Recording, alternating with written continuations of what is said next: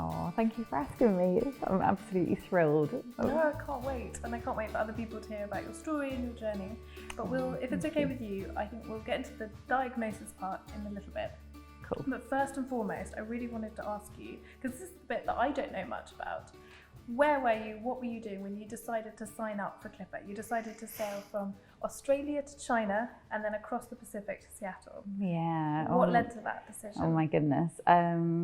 So I'd had a real change in life beforehand, before I found Clipper.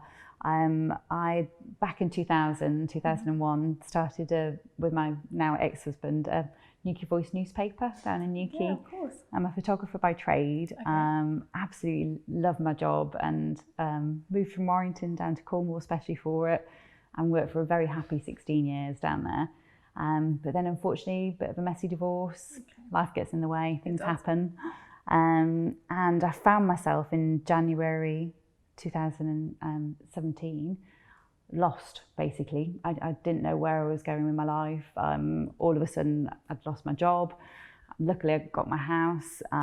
Luckily got the most amazing friends and family around me. And I just thought, right, I need to do something with my life now. And I had a passion for sailing, so decided to take myself off to the London Boat Show. So turned up at the London Boat Show, thought maybe I'll do day skipper, maybe I'll do tall ships or something like that. And the next thing I know, I'm on the Clipper stand and I'm signed up for Australia to China. And it was just, blew me away. I met the lovely lady Della, and yeah, changed my life. My life changed from that moment onwards, literally. So we went for the 4 weeks training, met the most amazing people. And the adventure literally began then. Brilliant, because that's it, isn't it? You start training, when you sign up, that's not, you don't go very quickly. You've got lots of training to do, Yeah. You have to prepare. And isn't it really admirable and inspirational, I think, that you were in a bad place and you decided to flip that on its head and like, no, screw this, I'm going sailing. Yeah. Amazing. And it was a completely new bunch of people, and it was exactly what I needed. I can't recommend it highly enough for anybody. It gave me everything I needed. It gave me a chance to physically get fitter again, Okay. mentally find myself again, find who Chrissie was again, and know that there's you can shake yourself down and crack on and have some great adventures, really good adventures. And so we raced Australia to China. Yes. All kinds of weather. Oh my goodness Started me! off hot, finished freezing. So I was there baking hot. I mean, the boat wasn't particularly pleasant at the time. Everybody's like sweating. Yeah. But we crossed the equator as well, so we had the big equator party. Yes. That was really good fun. Then, honestly, the skies at the night, seeing the phosphorescence in the water, the stars, are just being out there with that wind in your hair and just the adrenaline of it all at times, and then the peace of it all, just being away. I remember at one point we were coming towards our first stop in Sanya. I didn't want to get off. I just didn't want to stop, because it's wonderful. It's magic. You've got no house bills, no stress of divorce. I'd run away from it all. Simplicity. Yeah. I mean, I'd literally gone across to the other side of the world for it. I couldn't have gone much further away. Sometimes you get what you need in life, not necessarily what you want. Yeah, exactly. Just go in there and, with Neptune, with Mother Nature, was just exactly what I needed. Sanya, had a great time. Yeah. Lots of partying in the Dolphin Bar there. I bet, yeah. I'm sure I would have seen you there. And then we did, for me, the most epic race into Qingdao, which we won. Yes. Going into Qingdao as winners was just insane. The reception we got. Absolutely. It's one of a kind, isn't it? You don't get that every day. Amazing. The Chinese were just so welcoming. They were incredible. So we had Chinese dragons, drums, fireworks, the works as we came through. And at one point I had a little queue of people trying to get my autograph. Oh, incredible. So those few days in China, I was just like on top of the world. I won the photography competition as well, which was really good. I'd won the Henry Lloyd. Thank you. We'd done a school visit where we'd visited one of the schools. Yeah. Oh, unbelievable. It's one of my most treasured memories from the whole race, actually. Absolutely. And we were the local children, weren't we? And been waiting out for hours to see us. It's brilliant. And they literally rolled out the red carpet for us. Yeah. And at that point, I was just thought, I don't think anything can get any happier than this. I was absolutely the happiest I've ever been. That's really nice to hear, but also really sad for me to hear, because it brings me on to sort of the next logical question, which is you're on top of the world, you're preparing to sail across the Pacific, your big, big dream. Yeah. And everything changes. Yeah. So when I signed up for the race, it turned out that I was on Visit Seattle. Yes. So in amongst all the training and the adrenaline and the fun of it all, my family and I had a chat and we decided, why not cross the Pacific? Yes. Go to Seattle, in Seattle. So add on a second race. So we decided that's what I'd do. So very nervous. Everybody's talking about all the big waves and the massive experience it's going to be. So we were setting sail on the Friday and this was the Tuesday. And we'd had the race party and everything, and I literally was on top of the world. Woke up the following morning, my left leg had swollen up, and it was out of the blue. Nothing else had been wrong. I'd not banged my leg or anything like that. But for me, I was very lucky in that I was by chance I was meeting my friend for lunch that day, who was on a fellow boat, PSP. We trained together, and she's a retired A&E doctor at Cardiff. And as soon as she saw me, she sort of checked me out as we're heading for lunch, and she's like, "We're going to hospital now." I was like, "Are we not having lunch?" To hear. Yeah. Like, what about the lunch? So we went straight to the hospital and they scanned my leg, couldn't find anything. She suggested that they scan somewhere else, and they found a blood clot here in my iliac, which I just thought, oh, I'll give me a tablet and I'll be fine and carry on. But it turned out, no, absolutely flawed. It meant that I couldn't cross the Pacific and I was to be flown home. So my North Pacific dream was temporarily over. I was also, I didn't realise at the time, extremely lucky. Mm-hmm. If Suzanne hadn't spotted that and I had raced, I would more than likely not have been coming into Seattle, because I would have had an embolism and I would have unfortunately probably passed away on the boat. No, which would have been horrendous for the crew. I wouldn't have known anything about it. I would have bought my clocks really quickly. Typical of you, Chrissie, to think like that. Horrible for the crew. Oh, it would have been hideous for them though. It would have been absolutely horrible. So thank goodness that didn't happen. Yes. Clipper arranged and I got flown back to the UK, back to my family up in Warrington, which is lovely. Mm-hmm. But then we were chatting. My sister should have been coming out to Seattle to meet me. I managed to get fit to fly. So I flew out to Seattle with my sister to see all the crew come in and surprise them. Ended up having the most fantastic time ever, because we went to Vancouver for a couple of days, met some really lovely new friends. The whole Clipper experience for me massively has been about the friendships that have been made, unlike anything else I've ever come across before. It's been really, really special. So we went to Vancouver, went to Seattle, saw everybody in there. Yes. Then saw my same friend, the doctor friend, Suzanne, and she had to chat to me. She went, "I really don't want to concern you, but when you get back to the UK, get yourself checked out. You're still not right. Something's still wrong." You hadn't been checked since you'd seen the doctor in Qingdao? I had, and I'd been put on blood thinners, so we thought it was fine. The blood clot would go and that would be it, end of story. So anyway, get yourself checked back out. And so went to the doctors when I got back to my mum's to find that unfortunately the blood clots had got worse, and I ended up in the Countess of Chester, the hospital, where I had 3 operations in 5 days in intensive care, and they put in a 10 centimetre stent into my iliac here, which was quite a surprise because it was very unusual for somebody to have blood clots my age, but we thought it was down to being on the boat, to the dehydration, cramped conditions, long haul flight, and that the factor of those 3 things together had caused all of this. So it was a case of, oh well, you know, thank goodness I found it, and I'm well again. And so last summer, had a lovely summer. Great. Managed to get involved, carry on being involved with Clipper. I did a boat delivery and did some open boats with them up at St Catherine's Dock, which was lovely. Then got involved with the skipper trials where we were helping out for the skippers for the next race. Loved it. Yeah. Absolutely loved it. Just living the dream. Yeah. And then it got to Christmas and I was like, right, what should I do next as a career, as it were? So I thought I did my day skipper. Well done, congratulations. Thank you. Yeah. Thanks to Bob Beggs for that, and Ruth. Really good fun. And decided I'd go and be a chalet girl and do a ski season. I really was living the dream. I've become a teenager again.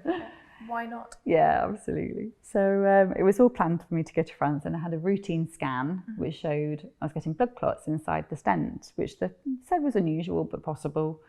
So it ended up, because I was going to have to remain on the blood thinners, I didn't want to be skiing while I was on the blood thinners and needed to get whatever the problem was sorted. So the December, I thought I'd pulled a bit of a muscle in my lower back, and yeah, life was happy. Did Christmas and New Year with my family, and yeah, then things changed. I know, it was January 2019, wasn't it? So yes, so I was due to have the operation in mid-January to have the stent unblocked. 2 days before, I was just in massive pain. It was really weird. And I just thought, oh, trust me, trust my body not to wait 2 more days. Yeah. Got in touch with Suzanne, my friend, to say, I think after pain, should I just wait 2 days? And she's like, no. And of course it was a Sunday. Things always happen on a Sunday, don't they? Tuesday or Boxing Day. Yeah, exactly. So it was Sunday the 13th, and we ended up, the ambulance ended up coming out, but on the surface I was totally fit as a flea. So my heart rate and everything was fine. So they were just like, oh, just make your own way to the hospital. So that was fine. So my friend took me. Ended up being kept in overnight because they were concerned that the blood clot was moving, which was fair enough. They'd asked for a friend to come or family to come on Monday afternoon. I didn't think anything of that, but we were sat in Derriford. My friend Carey came and I felt sorry for them because there were vascular surgeons. They're not normally people who are normally passing on, this sort of news. But basically they said, you're in a bit of a pickle. You have stage 4 cancer and it's spread to your lungs, which was, as you can imagine, just floored us. Devastating. We could not believe it. And I think to this day, I still don't believe it in many ways. I don't think any of us want to. No. Anyone that's ever met you ever thinks that. Yeah. For me, when they said lung cancer, my friend Carey had lost her mum to lung cancer, and it just devastated me that they said lung cancer, because I was just like, oh no, I can't do that to Carey. How can I do this to everybody? So emblematic of the person you are, Chrissie. That's your first thought, is how it's going to affect other people around you. And I think if you have cancer, for anybody else who's got cancer, they'll understand that actually that is the hardest part. Telling friends and family, without a doubt, is the hardest part. So, I'm sorry to have to make you go over it again as well. Oh, no. I find personally it's really good to talk about. It is. Really good. And I think it's really important. I know there's a lot of people on their own cancer journeys that choose not to, and I can see why. But for me, I just find it much easier because I've then had a huge amount of support, which has been incredible. So we then went on to this crazy journey of, so when you get diagnosed with cancer, they can see where it spread to, but they couldn't see where the primary was. Okay. So this was the tough part. So initially we thought it was possibly ovarian. If it had been, I wouldn't be here now. I wouldn't be sat with you on the sofa, which is quite scary, isn't it? Then where are we? Then they thought it was cervical, possibly. Okay. So I ended up being transferred from Derriford. Though very kindly, they did a biopsy there and then, so they could try and trace what type of cancer it was. So then transferred to Treliske, which for me was really handy because it's only half an hour from where I live, Royal Cornwall, and the team there were amazing. So we met the oncologist over there with wonderful nurse Emma, and they really looked after us. But the problem was we had to have the PET scan, and there's an amount of time where you end up having to wait and nothing happens. Luckily for me, one of the nurses had said, you're going to feel like nothing's happening, but I promise you there is. Behind the scenes, yeah, there's lots going on. Yeah. So we had a period of weeks where nothing much happened as such. As it was, my primary wasn't in the lady areas, as it were. It was in the bowel area. So I ended up being transferred to a different oncologist. He was a chap called Dr. Ellis, who was just amazing. He was lovely, is a lovely guy. With the nurses Candy and Claire, and all this period then, so this was January, so then we were into March at this point by the time we found what the next plan was, and the next plan was chemo. Yes, which definitely brings me on to my next question for you. With this brilliant idea of yours, and very typical of your character, for anyone that doesn't know you, this is just, how you would react to something is to say, I've got this terrible situation, I've got stage 4 cancer, I'm going to think of a brilliant way to have chemotherapy in all kinds of unusual, bonkers places. Tell us about chemo in cool places. It was hilarious. So I had the chemo on the Friday, and for anybody that has chemo, it's potentially petrifying because there's this list of side effects you might have, and they're really quite scary side effects. And you'll be nauseous, you'll be tingly, you'll lose feelings, and the list is horrendous. So I had the chemo on the Friday, and then by the time I got to the Monday, I think the only thing that was wrong with me is I was going to go do lally. Just out of boredom, or everybody was phoning me up going, how are you feeling? How are you feeling? How are you feeling? Which is nice, and everybody's messaging me, how are you feeling? So by the time I got to Monday, I'm like, how am I feeling? Maybe I'm so concentrated on every little detail. I'm like, maybe I do feel a bit funny. And I was like, have a word with yourself. And it was my friend from sailing, it was Nikki Miller. Yes. It was her birthday. So I jumped in the car and I drove up to Windsor. So the chemo I was on was 2 different forms. So it was the infusion once every 3 weeks in the hospital. And it was a long day, it's like a 10-hour day. So I have a port here. Okay. Yes. I don't know if are you squeamish? No. We'll soon find out. I'll faint on. There we go. Yeah. So that's where it's my port of positivity. Port of positivity, brilliant. Yeah. And that's where the medicine's administered. Yeah, that's where the drug's going. So that was where the long stuff goes in, as it were. But then the other chemo I was on was tablet form. Yes. So I could take it every day wherever I was. So as I got to Nikki's, I was like, I can take it beneath Windsor Castle and do a quick selfie. And then I went to another friend from sailing up to Tony's house, and we went to the West End and we were overlooking the Thames. And so I ended up taking my tablets in all these different places. And I just thought, this is brilliant. Yeah. Why don't I do it wherever I am? Turn a negative into a positive. It's a wonderful idea. And I had to do it. And it gave birth to chemo in cool places, which then gave birth to loads of people coming up with all sorts of wicked ideas. What's been your favourite? Oh, so I mean, the list. The policeman. I've seen you in fire engines, Tower Bridge. I've seen you everywhere. It has been fantastic. I think within the 3 months, I think I did 30 odd different places. So HMS Kent on a warship, the Eden Project zip wire, with kittens at the Cat Rescue Centre, just everywhere. My brother's wedding was amazing. End of May that was, and from the January, that had always been my dream to make it to my brother's wedding. So that had to be one of the most special places. But the fact that it was portable, so I could take it in the pub down the road with my girly friends at quiz night on a Friday night. Yeah. So yes, chemo in cool places was born, but also at the same time as this, for anybody else that's possibly terminal, I decided I wanted to give something back to everything that I love so dearly. When I was very first diagnosed in January, that night I was like, I want to do a skydive. Yeah. I really want to do a skydive. It must feel everything that you've maybe put off or not thought so much about before. The idea of legacy must feel very immediate. Yeah, and you know, I'd say to anybody, you know, don't have any regrets. If there's anything you ever want to do, just go and do it. You know, just enjoy every moment you can, make the most of every day. Spread sunshine wherever you go. So I started along with some friends to help me, and they've been incredible. None of this would happen without my squad and my friends.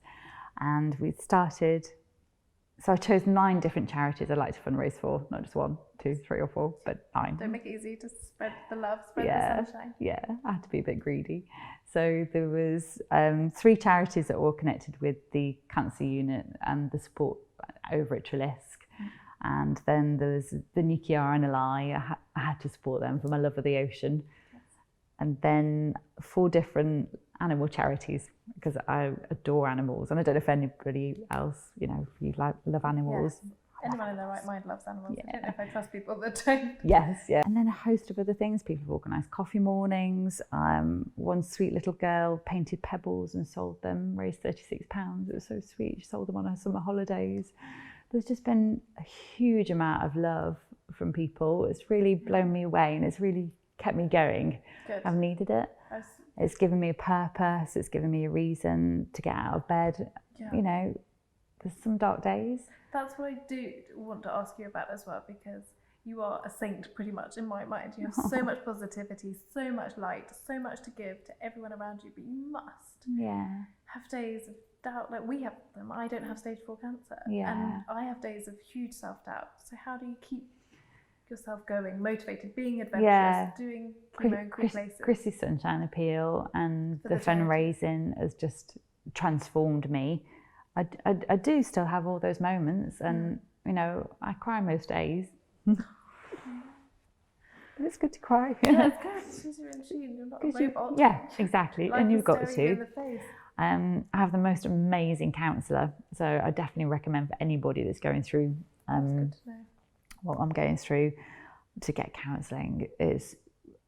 She just gives you the tools and just helps. Sometimes some weeks I just go and just literally tell her what I've been doing that week. But for some reason that just helps. And yeah, I'm sure it does. It's cathartic, isn't it? Yeah, and somebody that isn't immediate family or, you know, close friends, even though they're all there for you all the time, it's great. But perhaps understand in the same way that maybe a professional. Yeah, I think there's just something, because well, that's the nature of counselling, isn't it? You're talking to somebody, and it helps. Yeah, so definitely recommend the counselling. That's really helped me massively. And then do my Sunshine Appeal. So I very luckily in 7 months through. This is just insane. I still can't believe this, and it still blows me away. So the first week of having it, thanks to my Clipper friends, we had an amazing party down here. And with all of this, everything I always say is all about making memories. Yes. Because that's why most of us, or I think 99% of people sign up for the Clipper race, is to make memories. Exactly. And doing this fundraising stuff and my chemo in cool places was literally just all about making memories. And thanks to you as well, you're creating so many memories for other people, for me, for anyone who meets you. Your legacy is, Thank you. So in 7 days we raised 7,000, which blew me away. My friend that helped me start My friend that helped me start it up said, I wonder if we can get to £500. That would be really nice. And it was like 7,000 in 7 days. We're like, oh my God, we're onto something here. Oh, this is insane. So in your hard work though. Yeah, so in 6 months, we've got over 35,000. Oh, fantastic. That's brilliant. And I've got a feeling you're not going to stop anytime soon. No, I can't stop. Somebody said, because I spent the last few weeks handing the money out to my different charities. Giving it over to the charities you really believe in. Yeah, it was just amazing. So that is the best place for people to find out more about you, is to go to Chrissie Sunshine Appeal. .com, and they can read all about you there. Yes. I've been really lucky. I've had some nice stories published. Yes, you're Women in Home, weren't you? Yes. So Women in Home, they flew us up to London and we had a makeover and they chose outfits for us. It was proper little girl's dream. Yeah. We had a photo shoot, and what was for me really special is I met 2 lovely ladies. I met Patrina and Sarah, who also got incurable cancers. It's very sad. So we lost Sarah. Sarah passed away. She's lovely, and she'd done an amazing thing. And she'd written a beautiful book called When Mummy Gets Poorly, and she's got 2 lovely little girls as well. So she's left heart. Amazing legacy. Yeah. Just like you. Yeah, amazing lady. I'm But determined to get through this interview without crying. That's what I'm trying to break. Sorry, I'm not. The care and support I get is just amazing. So I have a palliative care nurse that I can call up at any point, and she manages my pain. I was having a bit of trouble with pain back in September, and they've always said don't be in pain. But the thing is with pain, or anybody else that has pain, it creeps up on you, and you don't realise that you've got it, and then all of a sudden you think, I'm not sleeping at night. It's like, let's sort this out. Anyway, she sorts me out. I have the acute care at home team come once a month, and they give me a bone strengthening injection. It sounds really painful, but it's not. It's just a little injection into my belly. So. But all these names are also scary. So like palliative, acute. Yeah, so it must feel so surreal. You must feel most days that you're underwater and it's not about you, it's about someone else. Exactly. So the palliative team, I call them the pals. Good. The acute care, I call them my cute team, my cuteness. I just mentally, I have to change things around so it doesn't sound quite so scary. Because cancer is scary. It is, you're right. I think everyone can relate to that. Yeah. And I'm just so happy and lucky that I've met you. So after my chemo finished, unfortunately all my cancers were all still growing. So we found this out at the end of July, so that was a blow. But luckily for me, my particular cancer, it's a rare one, but there is an immunotherapy trial. Yes. And I managed to get on it. I know, I was so happy to hear that. There's only 81 places in the whole world. And 3 places in the country that do it: Royal Marsden, Christie's in Manchester, and Royal Cornwall. Brilliant. It was incredible. It was meant to be, and it was a very strict criteria to get on it. But luckily for me, everything ticked the boxes, and I'm on the trial. You started. When did you start it? So I started it August. So nothing rhymes with immunotherapy. No. It was How like, are we going to give this a cute better name? It's like, I need to do something with this. So when we were sailing, our boat motto was sailing in style. Yes. So we've done trials in style. Yes, love it. Had to be done. So we've been arriving for my trials in style. So I've arrived on the back of a motorbike. Yes. With James Bond. I know. This lovely chap. Yeah, 007. Brilliant. Which is brilliant. And then I had one on Halloween, so I dressed as Catwoman. Catwoman, I saw, fantastic. With McLaren and this cool car door, that car doors go upwards like that. Any excuse really for a party sexy. is what I'm learning from this. Exactly. And then my last one last week, I had the lifeguards take me. Yeah. And then I do have another one on Christmas Eve. So I might have a very special man and a very special form of transport taking me. Sounds very exciting. I've got to decide what to wear. I can help with that. Oh, thank you. I can't help with anything else remotely palliative or scary. I can help with anything that's not scary. Thank you. I think it's perhaps all we've got time for. But thank you. Although I want to do my quick 10 fire questions if you have time for that. Oh, crikey, yeah. So Marcel Proust, I think I was telling you briefly, is a French novelist from the late 19th century. He had a questionnaire of 35 questions that he believed when an individual answered all of them, it would reveal their true nature. I appreciate you probably don't have time for 35 questions. So I've whittled it down to sort of Simone's top 10. So if you don't mind, can I ask you those quickly? And then just go with your gut. Chrissie has never heard or seen these questions before, so putting her on the spot. Here we go, question number 1. What is your idea of perfect happiness? Perfect happiness. Being on the boat. That was definitely sailing at night under the stars. Yeah, I agree. With a full moon. What is throw the full moon. Yeah, full moon. I'll take full moon. Yeah, throw in a glass of prosecco. Oh, right. If you want to really go for it. No. What is your greatest fear? I used to be petrified of spiders. Oh, yeah. Absolutely shit scared of them. Yeah, I am now. I'm not. No. Did the race? Did the race? Gone. Yeah. Didn't work for me. No. What am I scared of? I'm scared of losing my mobility. Yeah. Yeah, that really scares me. Yeah, but fingers crossed. Yeah. What is the trait you most deplore in yourself? Oh, indecision. I'm with you. I am with you. What is the trait you most deplore in others? Their indecision? No. Oh, yeah. Bad manners. Yeah. Yeah, I'm definitely with you. Yeah, I hate bad manners. Yeah, can't be doing bad manners. What do you consider your greatest achievement? Greatest achievement? Sunshine Appeal, surely. Yeah. Yeah. Yeah.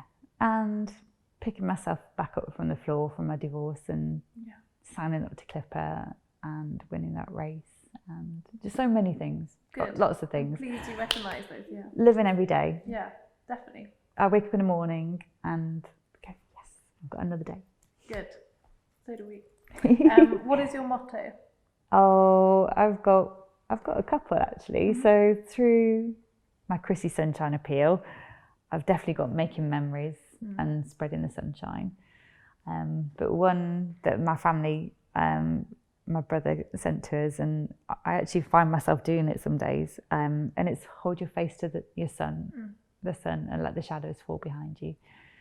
And on dark days, and even when the sun's not there, you know, the sun is there. It's just hidden behind a cloud. Gotta find it. Yeah. What is your greatest regret? Not sailing the Pacific. I still want to do it. I know. I think you still will. I've got a feeling. I've just got a feeling. This one's a bit odd. The penultimate question is, which historical figure do you most identify with? Oh, David Attenborough. I adore him. Brilliant. It's just the best. It's a hero. Yeah. I would love to meet him. And it pains me to ask you this question in this context, but the last question is, how would you like to die? Happy. Well, thank you so much, Chrissie Jackson. You're a superstar. Oh, thank you. And ChrissieSunshineAppeal.com. Yay. Only place you need to go. Stop buying You're making me coffees. cry. Stop putting your money there. Thank you so much. Oh, love you, dearly. Oh, thank you. You made me cry. No, I try not to. So we just finished our interview with Chrissie, and it was fantastic to catch up with her and hear all her news, but also understandably affecting to hear everything she's been going through, but ultimately completely inspirational to hear how she makes the scary less scary through adventure, and not only just for herself. Through her Sunshine Appeal and through her charities, she's making it less scary for other people, not only going through the same thing, but everyone that knows her. I'm hugely inspired, and I think ultimately we could all do with being a little bit more like Chrissie in our lives.